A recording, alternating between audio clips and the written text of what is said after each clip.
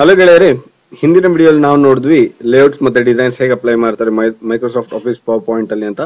So ಈ ವಿಡಿಯೋಲಿ transitions ಮತ್ತೆ ಅನಿಮೇಷನ್ಸ್ ನೋಡೋಣ. ಸೊ ನಾವು ಮುಂಚೆ ಉಪಯೋಗಿಸಿರುವಂತಹ ಪವರ್ ಪಾಯಿಂಟ್ ಪ್ರೆಸೆಂಟೇಷನ್ ನಾನು ಓಪನ್ ಮಾಡ್ತೀನಿ.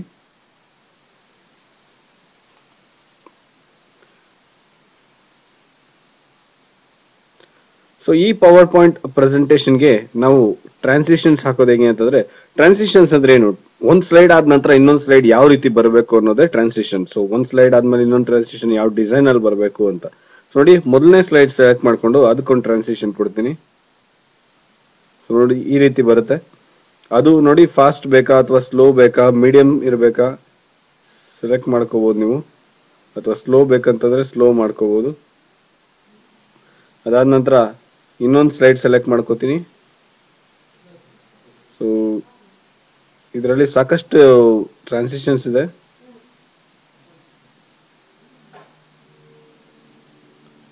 ಸೊ ಇದನ್ನ ಸೆಲೆಕ್ಟ್ ಮಾಡ್ಕೋತೀನಿ, ಇದನ್ನು ಸ್ಲೋ ಆಗಿ ಇಡ್ತೀನಿ. ಅದಾದ ನಂತರ ಇನ್ನೊಂದು ಸ್ಲೈಡ್ ಸೆಲೆಕ್ಟ್ ಮಾಡ್ಕೋತೀನಿ. ನಿಮ್ಗೆ ಇಷ್ಟ ಬಂದಂಗೆ ನೀವು ಮಾಡಬಹುದು, ಪ್ರತಿಯೊಂದಕ್ಕೂ ಒಂದೇ ಟ್ರಾನ್ಸಿಷನ್ ಕೊಡ್ಬೋದು ನೀವು. ಸೊ ಈ ರೀತಿ ಸೆಲೆಕ್ಟ್ ಮಾಡ್ಕೋತೀನಿ, ಸ್ಲೋ ಅಂತ ಕೊಡ್ತೀನಿ. ಸೊ ನೀವು ಪ್ರತಿಯೊಂದು ಟ್ರಾನ್ಸಿಷನ್ ಕೊಡಬೇಕಾದ್ರೆ ಆ ಟ್ರಾನ್ಸಿಷನ್ಗೆ ಸ್ಟೈಲ್ ಸೌಂಡ್ ಕೂಡ ಕೊಡ್ಬೋದು ಜೊತೆಯಲ್ಲಿ. ಅದಾದ ನಂತರ ಇದಕ್ಕೆ ಸೊ ಯೂಶುವಲ್ ಆಗಿ ಪ್ರೊಫೆಷನಲ್ ಸ್ಲೈಡ್ಸ್ ಎಲ್ಲ ನೀವು ಸೌಂಡ್ ಕೊಡಬಾರ್ದು. ಸೊ ಸೌಂಡ್ ಇಲ್ಲದೆ ಮಾಡ್ಬೇಕಾಗತ್ತೆ ಪ್ರೊಫೆಷನಲ್ ಸ್ಲೈಡ್ಸ್ ಅಲ್ಲೆಲ್ಲ. ಸೊ ಸುಮ್ಮನೆ ನಾನು ಹೇಗೆ ಹಾಕೋದು ಅಂತ ಹೇಳ್ಕೊಡ್ತಾ ಇದ್ದೀನಿ. ಸೊ ಮಕ್ಕಳಿಗೆ ಯಾವ್ದಾದ್ರು ಒಂದು ಪ್ರೆಸೆಂಟೇಷನ್ ಮಾಡಿದಾಗ ಅದಕ್ಕೆ ಇದೆಲ್ಲ ಅಪ್ಲೈ ಮಾಡಿ. ಸೊ ಟ್ರಾನ್ಸಿಷನ್ಸ್ ಪರವಾಗಿಲ್ಲ, ಬಟ್ ಅನಿಮೇಷನ್ಸ್ ಎಲ್ಲ ಮಾಡೋದು ಪ್ರೊಫೆಷನಲ್ ಸ್ಲೈಡ್ಸ್ ಅಲ್ಲಿ ಅವಶ್ಯಕತೆ ಇರಲ್ಲ. ಸೊ ಇಲ್ಲಿ ಸಾಕಷ್ಟಿದೆ. ಸೊ ಅದ್ರ ಮೇಲೆ ಹೋದ್ರೆ ಗೊತ್ತಾಗುತ್ತೆ ಹೆಂಗ್ ಬರುತ್ತೆ ಅನ್ಬಿಟ್ಟು.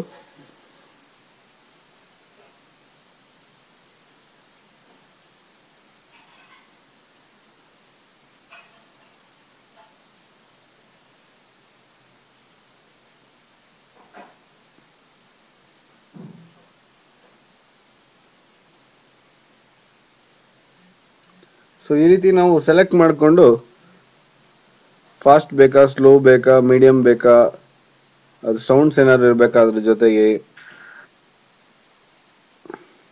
ಸೊ ಈ ರೀತಿ ಇರುತ್ತೆ. ಸೊ ಇದನ್ನ ಸೆಲೆಕ್ಟ್ ಮಾಡ್ಕೋತೀನಿ, ಇದಕ್ಕೆ ಒಂದು ಟ್ರಾನ್ಸಿಷನ್ ಅಪ್ಲೈ ಮಾಡ್ತೀನಿ, ಸ್ಲೋ. ಸೊ ಈ ರೀತಿ ನಾವು ಒಂದೊಂದು ಸ್ಲೈಡ್ಸ್ಗೂ ಒಂದೊಂದು ಟ್ರಾನ್ಸಿಷನ್ ಹಾಕಿದೀವಿ. ಈಗ ನಾನು ಸ್ಲೈಡ್ ಶೋಗೆ ಹೋದ್ರೆ F5 ಪ್ರೆಸ್ ಮಾಡಿದ್ರೆ ನೋಡ್ಬೋದು ನೀವು.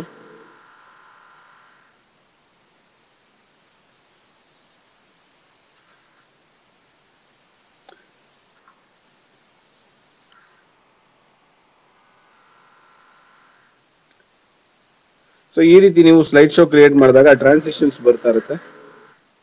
ಸೊ ಸ್ಲೈಡ್ ಶೋ ಪ್ರೆಸ್ ಮಾಡ್ಬೇಕಾದ್ರೆ ನೋಡಿ, ಆನ್ ಮೌಸ್ ಕ್ಲಿಕ್ ಅಂತ ಕೊಟ್ಟಿದ್ದೀನಿ. ಹಾಗಾಗಿ ನಾವು ಪ್ರತಿಯೊಂದು ಸ್ಲೈಡ್ ಇಂದ ಸ್ಲೈಡ್ ಗೆ ಹೋಗ್ಬೇಕು ಅಂತಂದ್ರೆ ಮೌಸ್ ಕ್ಲಿಕ್ ಮಾಡ್ಬೇಕಾಗತ್ತೆ, ಅಥವಾ ಆಟೋಮ್ಯಾಟಿಕಲಿ ಆಫ್ಟರ್ 3 ಸೆಕೆಂಡ್ಸ್ ಅಂತ ಕೊಡ್ತೀನಿ. ಈ ಸರಿ ನೋಡಿ F5 ಪ್ರೆಸ್ ಮಾಡ್ತೀನಿ. ನಾನು ಮೌಸ್ ಕ್ಲಿಕ್ ಮಾಡಲ್ಲ ನಾನು. ಸೊ ಆ ಸ್ಲೈಡ್ಗೆ ಆ 3 ಸೆಕೆಂಡ್ಸ್ ಅಪ್ಲೈ ಆಗುತ್ತೆ. ಎಲ್ಲಾ ಸ್ಲೈಡ್ಗೂ ನೀವು ಆ ರೀತಿ ಟೈಮ್ ಕೊಡ್ಬೇಕಾಗತ್ತೆ. ನೋಡಿ, ಈ ಸ್ಲೈಡ್ ಟೈಮ್ ಕೊಟ್ಟಿಲ್ಲ.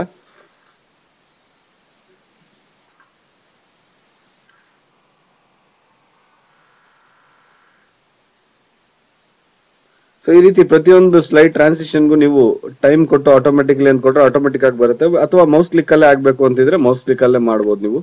ಈ ರೀತಿ ಒಂದೊಂದು ಸ್ಲೈಡ್ ಇನ್ನೊಂದು ಸ್ಲೈಡ್ ಆದ್ಮೇಲೆ ಹೇಗ್ ಬರಬೇಕು, ಒಂದ್ ಸ್ಲೈಡ್ ಆದ್ಮೇಲೆ ಇನ್ನೊಂದು ಸ್ಲೈಡ್ ಹೇಗ್ ಬರಬೇಕು ಅನ್ನೋದನ್ನ ನೀವು ಟ್ರಾನ್ಸಿಷನ್ಸ್ ಉಪಯೋಗಿಸಿ ಮಾಡ್ಬೇಕಾಗತ್ತೆ. ಇದಾದ ನಂತರ ಅನಿಮೇಷನ್ಗೆ ನೋಡಿ, ಇದನ್ನ ಸೆಲೆಕ್ಟ್ ಮಾಡ್ಕೋತೀನಿ ನಾನು. ಇದನ್ನ ಸೆಲೆಕ್ಟ್ ಮಾಡ್ಕೊಂಡು ಇಲ್ಲೋದ್ರೆ ಕಸ್ಟಮ್ ಅನಿಮೇಷನ್ ಅಂತ ಇಲ್ಲೂ ಸಿಗುತ್ತೆ ಮತ್ತೆ ಇಲ್ಲೂ ಸಿಗುತ್ತೆ. ಸೊ ಎಲ್ಲಾದ್ರೂ ಕ್ಲಿಕ್ ಮಾಡಬಹುದು ನೀವು. ಇದಕ್ಕೆ ಆಡ್ ಎಫೆಕ್ಟ್ ಅಂತ ಹೇಳಿ ಎಂಟ್ರೆನ್ಸ್ ಫ್ಲೈ ಇನ್ ಅಂತ ಕೊಡ್ತೀನಿ. ನೋಡಿ, ತುಂಬಾ ವೆರಿ ಫಾಸ್ಟ್ ಅಂತಿದೆ, ಗೊತ್ತಾಗಲ್ಲ. ಸೊ ಸ್ಲೋ ಅಂತ ಹಾಕ್ತೀನಿ. ಸೊ ಈ ರೀತಿ ಮಾಡಬಹುದು, ಸ್ಲೋ ಅಂತ ಮಾಡಬಹುದು, from bottom, from right, from left ಅಂತೆಲ್ಲ ಹಾಕ್ಬೋದು.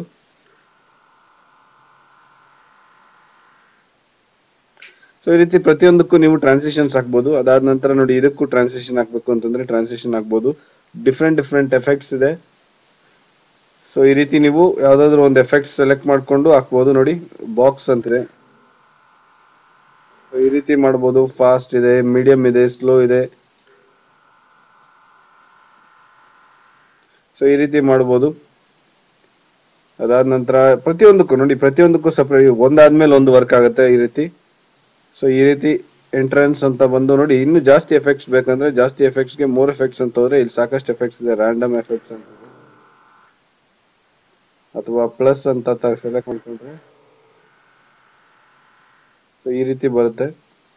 ಅಥವಾ ಮ್ಯಾಗ್ನಿಫೈ ಅಂತ ಕೊಟ್ಟರೆ ನೋಡಿ,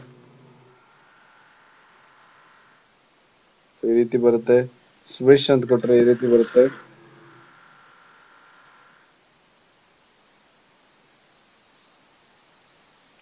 ಸೊ ಈ ರೀತಿ ನೀವು ಅಪ್ಲೈ ಮಾಡ್ಕೋಬಹುದು.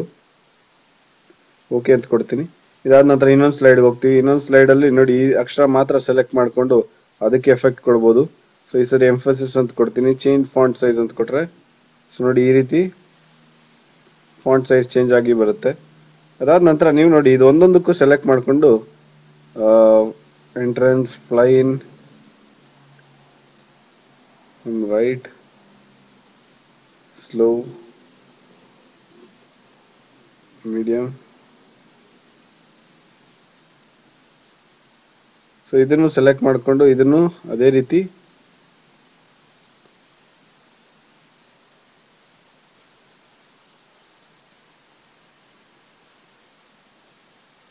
ಸೊ ಬ್ಯಾಕ್ ಗ್ರೌಂಡ್ ಅಲ್ಲಿ ನೀವು ಸೌಂಡ್ಸ್ ಹಾಕ್ಬೋದು.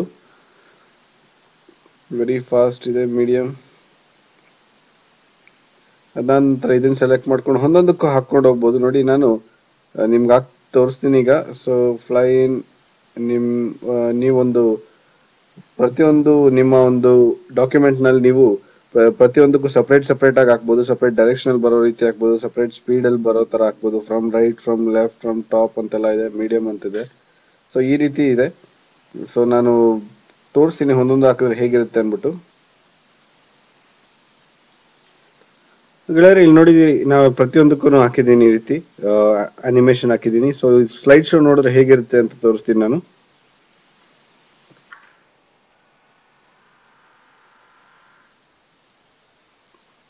ಸೊ ಪ್ರತಿಯೊಂದು ಮೌಸ್ ಕ್ಲಿಕ್ ಇಂದಾನು ಬರೋ ರೀತಿ ಮಾಡಿದ್ದೀನಿ.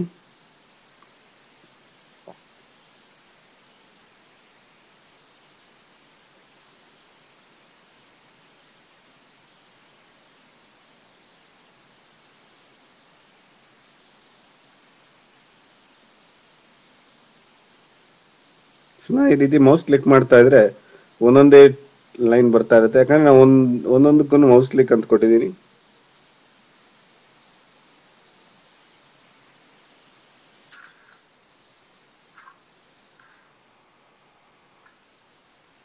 ಸೊ ಈ ರೀತಿ ನಾವು ಒಂದೊಂದನ್ನು ಸೆಲೆಕ್ಟ್ ಮಾಡ್ಕೊಂಡು ಒಂದೊಂದಕ್ಕೂ ಸಪರೇಟ್ ಆಗಿ ನಾವು ಹಾಕ್ಬೋದು. ಅಥವಾ ಎಲ್ಲದನ್ನು ಒಂದೇ ಸರಿ ಸೆಲೆಕ್ಟ್ ಮಾಡಕ್ ಹಾಕೊಂಡ್ರೆ ಎಲ್ಲಾನು ಒಂದೇ ಸರಿ ಅಪ್ಲೈ ಆಗುತ್ತೆ. ಬಟ್ ಒಂದೊಂದಾಗಿ ಬರಲ್ಲ. ಸೊ ಈ ರೀತಿ ಮಾಡ್ಬೋದು. ನಾವ್ ಯಾವ್ದಾದ್ರು ಪಿಕ್ಚರ್ಸ್ ಹಾಕಿದ್ರೆ ಒಂದ್ ವೇಳೆ ನೋಡಿಸ್ತೀನಿ ತಡಿ. ಇಲ್ಲಿ ಹೋಗ್ಬಿಟ್ಟು ನಾನು ಹೊಸ ಸ್ಲೈಡ್ ಕ್ರಿಯೇಟ್ ಮಾಡ್ತೀನಿ. ಸ್ಲೈಡ್ ಕ್ರಿಯೇಟ್ ಮಾಡಿ ಇಲ್ಲೊಂದು ಪಿಕ್ಚರ್ ಹಾಕೋಣ. ಸೊ ಈ ಪಿಕ್ಚರ್ಗೆ ನೀವು ಎಫೆಕ್ಟ್ ಹಾಕ್ಬೇಕು ಅಂತಂದ್ರೆ ಅದನ್ನು ಹಾಕ್ಬೋದು. ನೋಡಿ ಸಾಕಷ್ಟು ಆಪ್ಷನ್ಸ್ ಇದೆ. ಎಕ್ಸಿಟ್, ಮೋಷನ್ ಪಾತ್ ಅಂತಿದೆ. ಸೊ ನಾನೀಗ ಎಕ್ಸಿಟ್ ತಗೊಳ್ತೀನಿ. ಚೆಕರ್ ಬೋರ್ಡ್ ಅಂತ ಸೆಲೆಕ್ಟ್ ಮಾಡ್ಕೊಂಡು ನೋಡಿ ಈ ರೀತಿ ಬರುತ್ತೆ. ವೆರಿ ಫಾಸ್ಟ್, ಸ್ಲೋ ಅಂತೆಲ್ಲ ಸೆಲೆಕ್ಟ್ ಮಾಡ್ಕೋಬಹುದು. ಈ ರೀತಿ ನೀವು ಹೆಂಗ್ ಬೇಕೋ ಹಂಗೆ ಯಾವ ರೀತಿ ಎಫೆಕ್ಟ್ ಬೇಕೋ ಆ ರೀತಿ ಎಫೆಕ್ಟ್ ಹಾಕೋಬಹುದು. ಎಕ್ಸಿಟ್, ಎಂಟ್ರನ್ಸ್, ಸಾಕಷ್ಟು ಡಿಫ್ರೆಂಟ್ ಡಿಫ್ರೆಂಟ್ ಎಫೆಕ್ಟ್ಸ್ ಇದೆ. ನೋಡಿ ಹುಡುಕ್ಬೇಕಾಗತ್ತೆ ನೀವು. ಇಲ್ಲಿ ಪಕ್ಕದಲ್ಲಿ ಇಟ್ಟು ತೋರಿಸ್ತೀನಿ ನಿಮಗೆ ಒಂದೊಂದು ಹೇಗೆ ಕಾಣಿಸುತ್ತೆ ಅಂತ.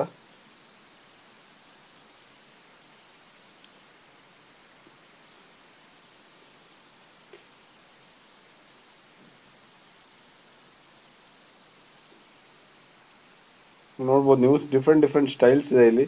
ಸೊ ಯಾವ ಸ್ಟೈಲ್ ಬೇಕೋ ನೀವು ಆ ಸ್ಟೈಲ್ ಅಪ್ಲೈ ಮಾಡ್ಕೋಬಹುದು. ಪ್ರತಿಯೊಂದಕ್ಕೂ ಅದರದೇ ಆದ ಒಂದು ಮಹತ್ವ ಇರುತ್ತೆ ಡಿಸೈನ್ ಆಗಿ.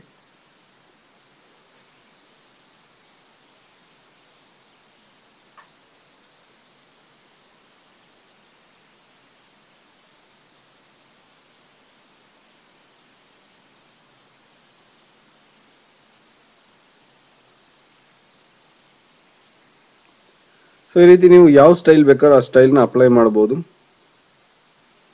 ಎಲ್ಲ ಸೆಲೆಕ್ಟ್ ಮಾಡ್ಕೊಂಡು ಅದಾದ ನಂತರ ಓಕೆ ಅಂತ ಕೊಡ್ಬೇಕಾಗತ್ತೆ ನೀವು.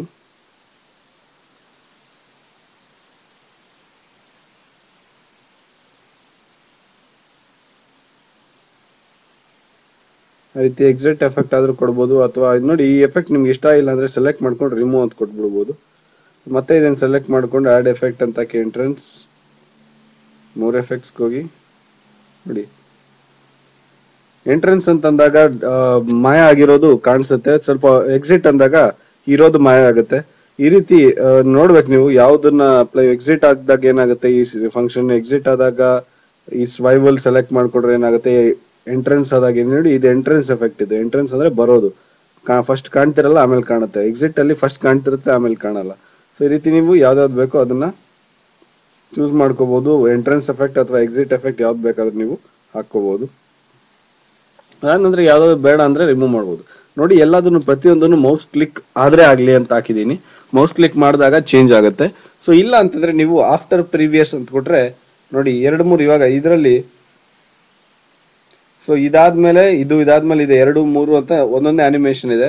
ಸೊ ಪ್ರತಿಯೊಂದು ಸೆಲೆಕ್ಟ್ ಮಾಡ್ಕೊಂಡು ನೋಡಿ ಆನ್ ಕ್ಲಿಕ್ ಬದಲು ನೀವು ಆಫ್ಟರ್ ಪ್ರೀವಿಯಸ್ ಅಂತ ಕೊಟ್ರೆ ಇದಕ್ ಮುಂಚೆ ಯಾವ್ದಿತ್ತೋ ಅದಾದ್ಮೇಲೆ ಬರುತ್ತೆ. ಸೊ ನೀವು ಕ್ಲಿಕ್ ಮಾಡೋ ಅವಶ್ಯಕತೆ ಇರಲ್ಲ, ಆಟೋಮೆಟಿಕ್ ಆಗಿ ಆಫ್ಟರ್ ಪ್ರೀವಿಯಸ್ ಅಂತ ಬರ್ತಾ ಇರುತ್ತೆ. ಸೊ ಹೀಗೆ ನೀವು ಪ್ರತಿಯೊಂದನ್ನು ಅಪ್ಲೈ ಮಾಡ್ಬಿಟ್ಟು ಸ್ಲೈಡ್ ಶೋ ತೋರಿಸಿದಾಗ ಗೊತ್ತಾಗುತ್ತೆ ನಿಮ್ಗೆ ಹೆಂಗಾಗತ್ತೆ ಅಂತ ಹೇಳಿ.